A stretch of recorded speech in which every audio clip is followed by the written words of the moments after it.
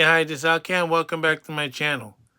Well, as you may know, last month was the 120th anniversary of the New York City Subway system. Of course, I had other things better to do than celebrate the Subway's birthday since my former employer is a douchebag.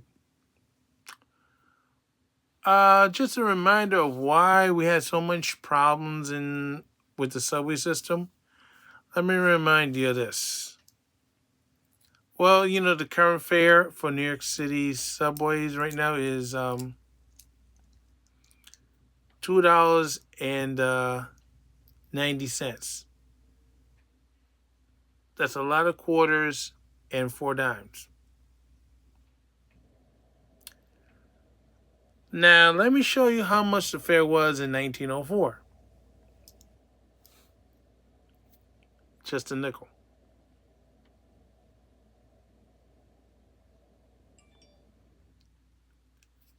This nickel the fare lasted from 1904 all the way up to 1948.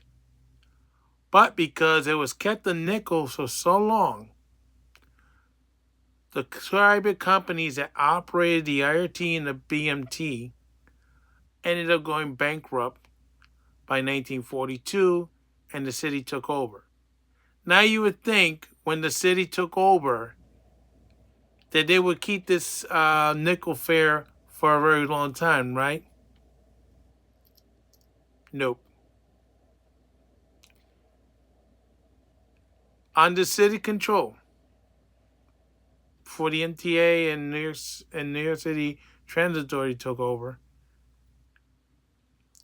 the nickel fare under the city of New York lasted from 1942 through 1948.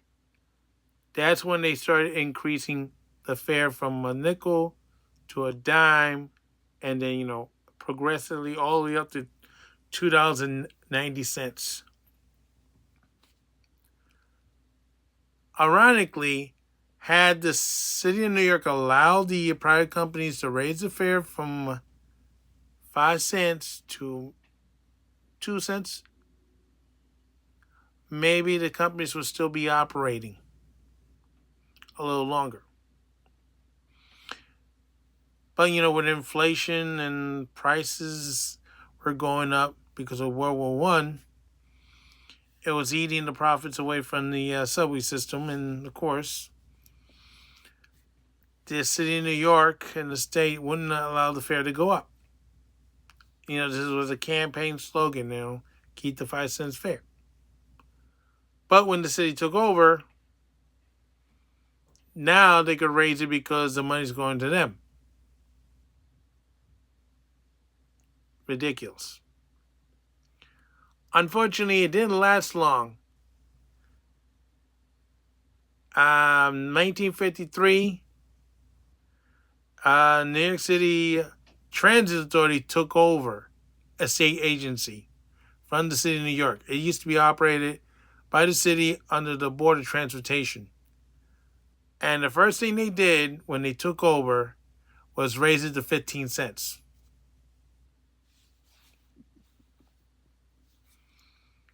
And of course, off to the races.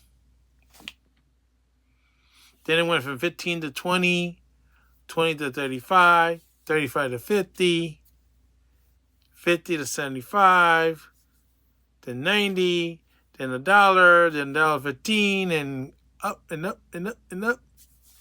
But as you can see, it's like a modern day money pit.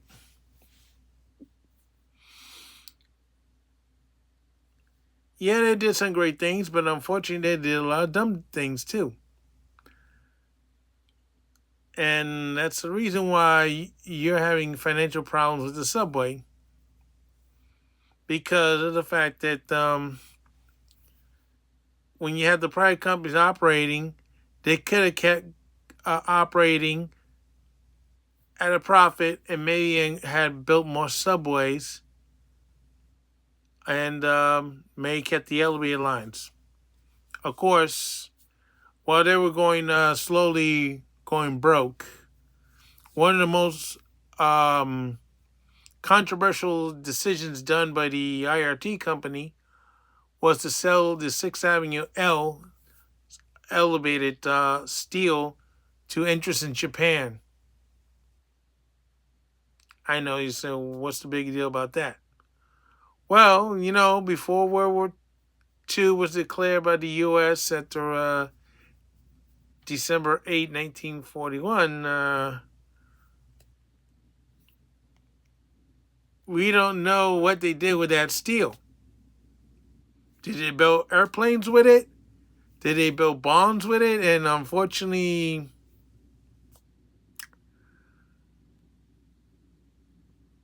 I don't want to think the crazy thing, but can you imagine if some of the 6th Avenue elevated steel was used on Pearl Harbor?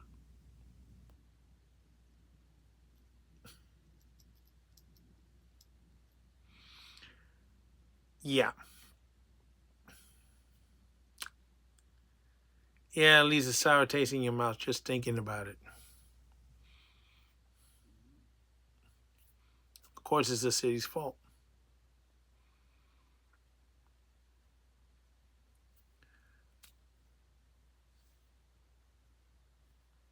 Now,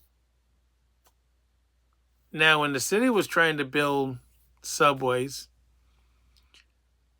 they didn't make the progress that the IRT and the BNT did. Sure, they did the I&D,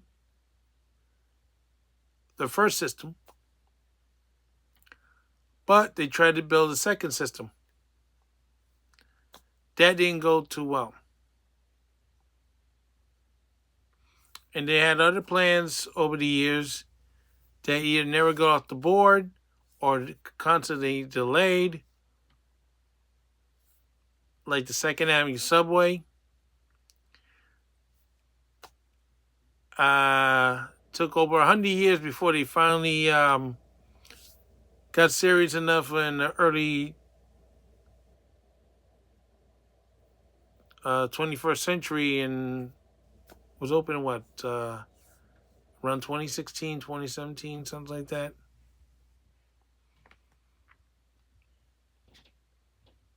But a private company would have probably had built the 2nd Avenue Subway by now, a long time ago, the full length, with 3 or 4 tracks.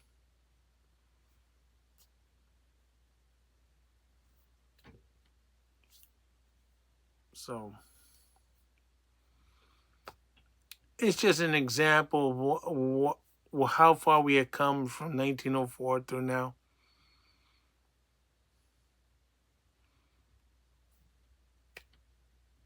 So this is Outcast saying so long for now, and don't forget your stop.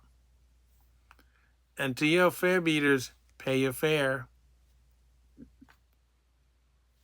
And don't take any nickels.